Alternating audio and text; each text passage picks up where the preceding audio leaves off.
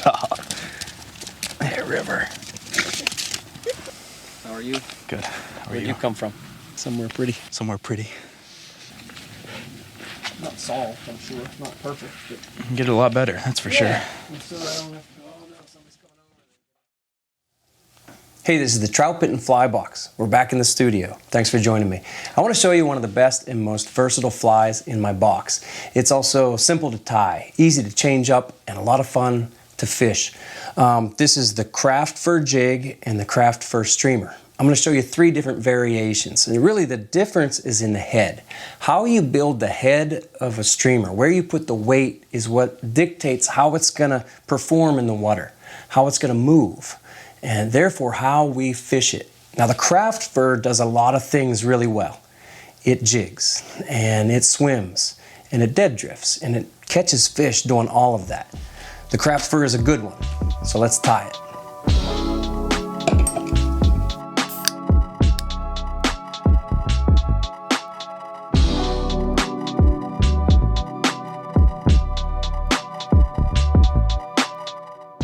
All right, so I mentioned the 3 head styles, and let's start with this one, the lead ball jig. So I look back, and I've been fishing ball jigs for about 8 years, but jigs have been around forever, right? And there is nothing unique or special about a craft fur jig. I kind of stole this, to be honest, from the bass world. And right around that same time, too, I saw a Rich Strolis doing neat stuff with craft fur and ball jigs, and I started goofing around. Put some patterns together and tested them, and this is what I came up with. 2 tones of craft fur, you know, light and dark. Some ice dub, not too much. A little bit of ice dub in the middle for some flash, and a red collar. So here's the thing, nothing rides the bottom like a lead ball jig. Now for years, I would try to get my streamer low, because that's what we're told to do a lot of times, you know, go down where the fish are. And then I'd snag up, and then I'd either have to, you know, break off or go get my fly and blow up the hole. You've done the same thing over and over. When I finally tied on a lead ball jig, it just all of a sudden made sense. I could finally tick the bottom, touch the bottom without hanging up very much. The unique things about a lead ball jig are it bounces. The lead tends to bounce off of the bottom rather than stick to it. It's a ball, so it will hit the bottom and then sort of roll around the rocks or roll through the snag instead of hanging up on it. Of course, too, we know that a jig inverts. That's good too, because the hook doesn't snag as often. Being able to really manipulate that fly on the bottom, where often the bait fish really are, is a real advantage. And it's something that this kind of fly can do that maybe no other fly really can. All right, so to get the finish on these lead ball jigs, you have to paint them. And not everybody wants to do that. I understand that. So fly tires, you know, it's a lot more common now to use a jig hook with a slotted tungsten bead. And that works. One thing is you're never really gonna get them quite as heavy as you can with the lead ball jig. Lead ball jig, I should mention, I tend to use them at 1/32, 1/24. Today we're gonna tie a 1/16. That's about as heavy as I use. I do carry a 1/8 ounce, but I hardly ever use it. I know people will carry them up to 1/4 ounce. And the tungsten slotted bead's never gonna quite get that heavy. You can buy them 4.5 very commonly, 5.5 millimeter, 6.5 is about as heavy or as big as I've ever seen the slotted tungsten. The other thing about tungsten is it doesn't bounce like lead does. It just doesn't. It's denser, it's more dense, and it tends to just want to almost stick to the rocks instead of bounce off of them. Other than that, it's almost the same thing. You almost get the same performance. You really do. Get almost the same performance as you do with a lead ball jig. So I'm talking a lot about getting low, but we don't always want to do that with our streamer.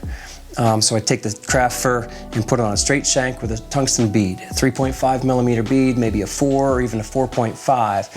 I don't want it too heavy at that point because then I'll get back to the jigging motion. I can get this fly low. You can get it down, it'll hold the zone, but it's not going to rock like a heavy jig head will. You can do a lot of things with all these different variations, and you're just going to choose the one that suits you best. So I'll talk a little bit more about how to fish the craft fur after we tie it, but let's get to it. Let's tie one. All right, we're going to color the ball jig. This is Protect powder paint. This is watermelon, number 40. Use whatever color you like. This catches the most fish though. I don't know if you knew that. I'm going to get the flame going. You only need, you don't want to overheat it, Josh. 10-15 seconds will be good.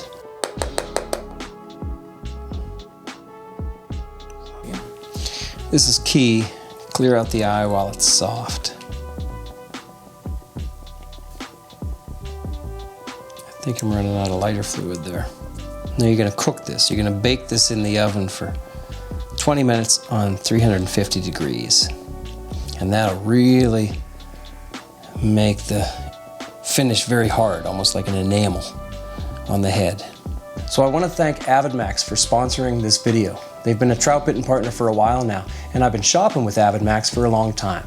So preparation is part of our fly fishing life. To make the most of our time on the water, we need to prepare. We need to tie flies. We need to restock fly boxes, replace tippet, maybe patch old waders, or put studs in new boots. All the things, right? And AvidMax has it all. From fly rods and reels to, well, craft fur. I like shopping with AvidMax because they have a great selection.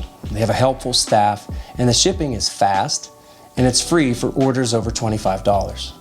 So for the Troutbitten audience, AvidMax is offering a discount code of 10%. Just enter the code TROUT10 at checkout to save 10% off your order. And thanks to AvidMax for supporting the Troutbitten project. All right, so we have the lead ball jig painted, watermelon color. And now we're going to use some 020 lead. This just kind of serves to give it a little bit more weight, obviously. I don't know how many wraps that was, but it's to about mid-shank. Right there. This is UTC 210 denier. I use that because I don't want to use my 6/0, which I'm about to switch to. It just takes too long to cover all this up. This keeps the lead from sliding back on the shank. And also I'm building up a little taper there, a little ramp. Yep, good. Now I'm going to quickly switch to my 6/0 uni thread. I use 6/0 because it's going to bite in real nice to the craft fur here a little bit when we put it on. Yes, now I could put this ice dub in a dubbing loop. I don't take that time anymore. The point of this fly is really to make it very easy to lose. You don't want to be attached to this fly so much. Anything you're riding close to the bottom. Yeah, here we go. I'm only going down to the hook point, by the way. I'm not going real far back on this shank. This is good. That's exactly what I want right there, right there. I like that. I'm going to right about here. Yep, I'm building a nice thread base for the craft fur to lay on. Now that's all I want. I don't want a whole lot of flash in this fly. Now here I come with a borer brush. This is a gunsmith's tool. The borer brush just picks that right out and makes it look the same way as it really would, as if I had put it in a dubbing loop. Now craft fur seems a lot easier to work with when you just look at it. There are 3 levels kind of to this craft fur. There's the short stuff, which I'm combing out and pulling out right now. Get rid of the short stuff. Okay, we're not using that. There, it's all gone. All the short stuff is gone. And what I have left is the medium stuff and the long stuff. And I could just tie it in this way, and that'd be okay. But I'd like to kind of stack these. Ooh, that's better. Honestly, it took me a while to kind of understand this. There we go. I'm gonna lay that down this way. That's kind of what I want. Now I'm really making the most of that whole clump that I pulled off. Grabbing it. Now you see what I mean. When I bring it up, I got a lot more than I had. To be honest, craft fur is kind of a lot more difficult to work with than you would think it would be. It takes a little while to kind of get onto it. The tips, we do not care if they're aligned. We don't want them to be cut and sliced right there. That's exactly what I want it to look like. There's a bit of a taper there at the end, and it's a little fuller back by the head. So I'm going 1, 2, that's just about right. 2 plus, 2 hook shanks plus.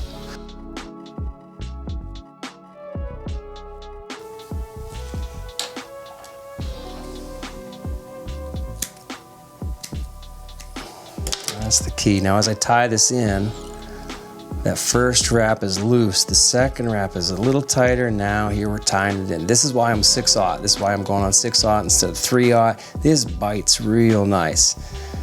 And I promise that's not gonna slip out. It really isn't. I've never had, I mean it, I've never had that slip out like that. I don't need glue here. I'm good. That's exactly what I want it to look like. I like that. And now what I usually do is invert the hook. This makes it easier for me while I'm tying anyway. Right there, like that. I'm ready. Now I need the medium olive craft fur. Not a lot. There we go.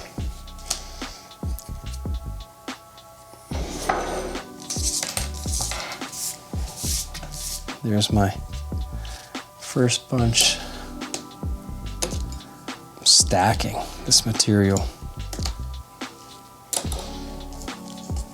And I'm just not real picky about it.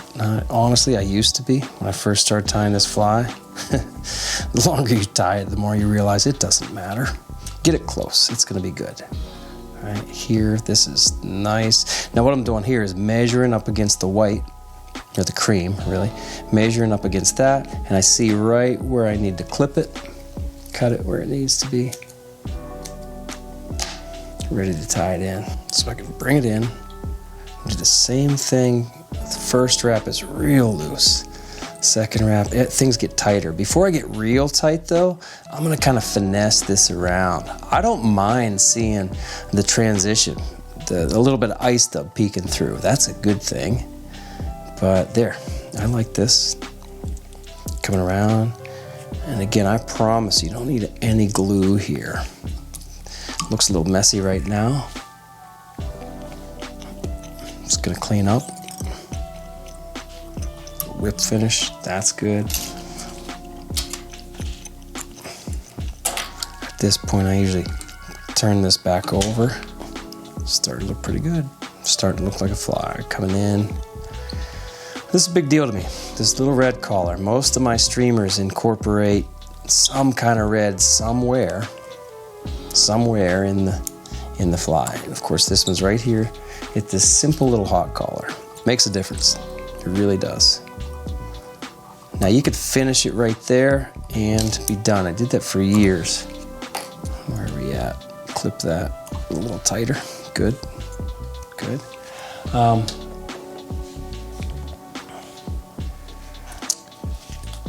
But I have started adding some UV resin. I like this.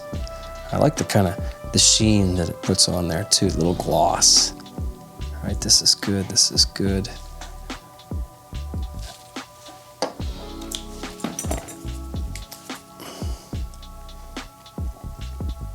All right, there it is, the craft fur.